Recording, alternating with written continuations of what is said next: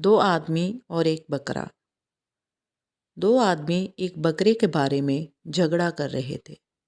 दोनों ने बकरे का एक एक कान पकड़ रखा था। इस दौरान उनके दरमियान एक शख्स आया। उसने पूछा कि तुम क्या कर रहे हो? दोनों ने उससे कहा कि तुम जो फैसला करोगे वो हमें मंजूर होगा। उस शख्स ने कहा कि अगर तुम दोनों मेरे फैसले पर राज़ी हो तो हर एक ये हलफ उठाए कि जो मेरा फैसला नहीं मानेगा उसकी बीवी उस पर हराम हो जाएगी।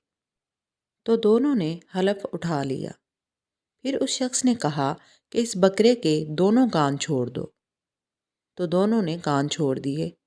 अब उस शख्स ने बकरे का कान पकड़ा और चलता बना। दोनों बस देखते ही रह गए। उससे बात करने पर भी कादिर ना रहे कि अगर नाराज़गी का इजहार करें तो बकरे के साथ बीवी भी जाएगी। इखलाकी सबक: अगर आप किसी मसले में फ़ैसला करने के लिए किसी और को इख्तियार दें तो उसका फ़ैसला तस्लीम करना ज़रूरी होता है, वरना आपको गैर मुतवक्के नताइज का सामना भी हो सकता है। अगर आपको स्टोरी अच्छी लगी हो तो स्टोरी को लाइक और शेयर ज़रूर कीजिए, और अगर आप चैनल पर न्यू हैं तो चैनल को सब्सक्राइब लाजमी कर दीजिए।